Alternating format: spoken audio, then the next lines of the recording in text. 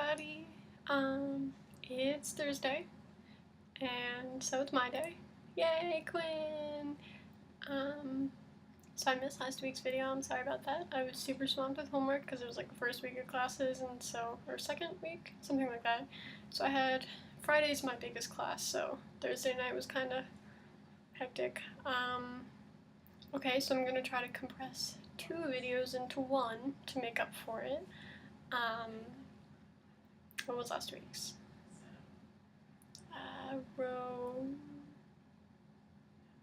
Romantic or sexual? I can't remember. Okay, let's start with romantic. Let's go. Okay, so I'm gonna look at some websites and stuff just to make it easier because I don't know all of them and I don't want to forget any. The websites I look at might not have all of them, so I'm sorry if that what you are is not included in what I say, but here we go. I said romantic, right? Okay. So, romantic orientation is the romantic attraction you have based on a person's gender. It's not connected to your sexual attraction at all. It's just like romance, like emotions and all of that. Like sexual is like sexual. I mean, romance and sexual, like they're completely different things, although they kind of like go hand in hand. Anyways, I'm getting all weird. So there's aromantic, which are people who don't experience attraction at all to any individual or any gender or anything. Then there's biromantic, which is romantic attraction to men and women. I don't want to say males and females, that sounds too weird and scientific. Then there's heteroromantic, which is romantic attraction to a person of a different gender, like heterosexual. And then there's Homo Romantic, which, you guessed it, is romantic attraction towards persons of the same gender, like homosexual. And then there's panromantic, which is like pansexual, which is romantic attraction towards persons of every gender. And then polyromantic, which is, I've actually never heard of this one, which is romantic attraction toward multiple but not all genders. Okay. Gray romantic, individuals who do not experience romantic attraction, do not often, but they do occasionally. Sorry. And demi-romantic, which is a person who doesn't experience romantic attraction until after a close emotional bond. Kind of like with that and demisexual, which is kind of the same thing, just sexual. They sometimes throw in the gender they're also attracted to, like demi-homo romantic, which means that they're homo romantic but only after a close emotional bond's been made. Okay, so I guess that covers all of them. I myself am, I guess I'm panromantic. I'm super romantic. I like everyone, all the time, always. Everyone's so cute. Okay, so I guess that's it for the romantic orientation. Again,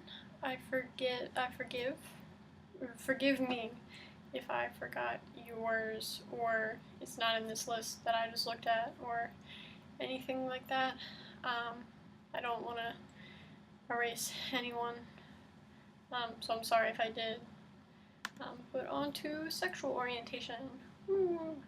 Okay, so let's start with straight, which is, you know, being straight, being attracted to people of the opposite sex, or gender.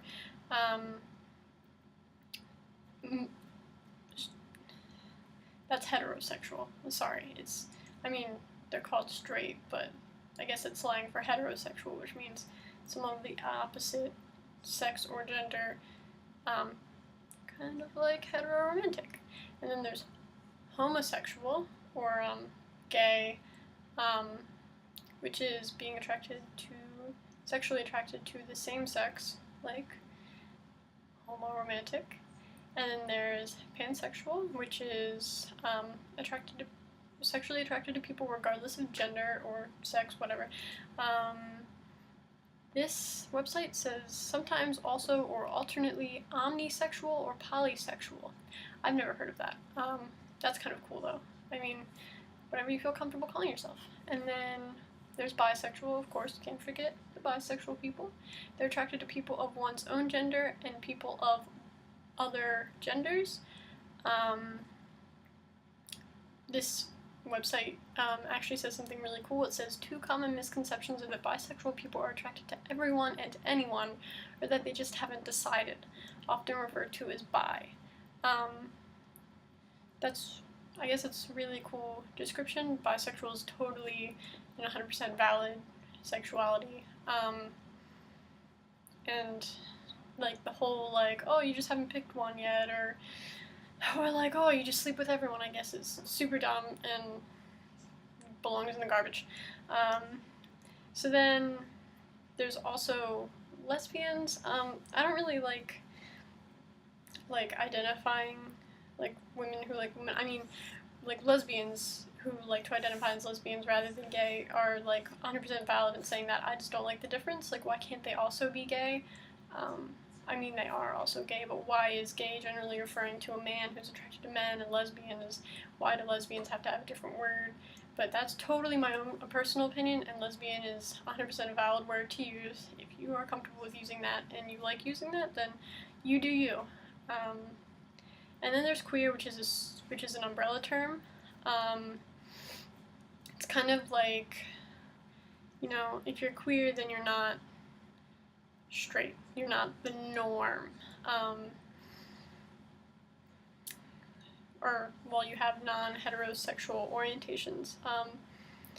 I don't know if queer really fits the romantic thing, but I'm pretty sure it does. Today in class, in my English class, we actually had this really amazing discussion about the word queer and how it used to be a derogatory term, but it's been reclaimed. So I really like the word queer a lot, but I guess for my sexual orientation, I am asexual. Oh, did I totally forget to say asexual? If I forgot, I'm so sorry. Asexual is being not sexually attracted to anyone or no desire to act on attraction to anyone. Some asexual people like to masturbate, some are sex repulsed, there's like completely, like, being asexual doesn't just mean that you hate sex, or that you don't feel sexual attraction.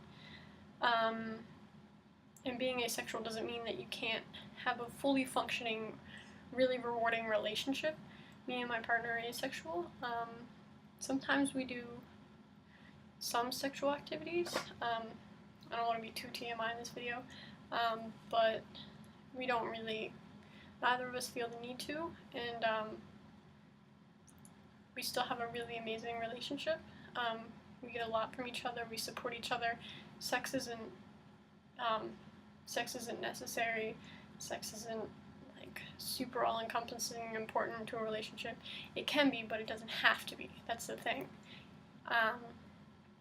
So that's romantic and sexual orientations.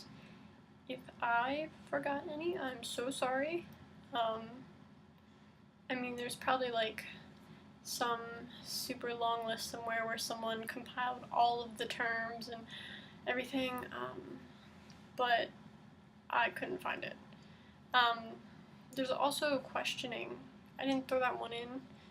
It's for people who are unsure or exploring their, sexual or romantic or any orientation or even their gender. I guess it's also important because people who are unsure or are like testing the waters really don't need to be like shoved into like the cultural heterosexual norm, and like, because that is super problematic, and like people who are questioning need to be able to experience and really try everything out without like any like backlash or like being bullied or anything. So I guess that's all of it. I really ran through that fast. I'm sorry. If I forgot any, just totally leave a comment. Tell me about ones I forgot if I forgot any. But thank you for watching, and I'll see you next week, I guess. Although next week's video is going to be super short, because I'm not a very platonic relationship kind of person. But we'll talk about that next week. So, thanks for watching. Don't forget to subscribe.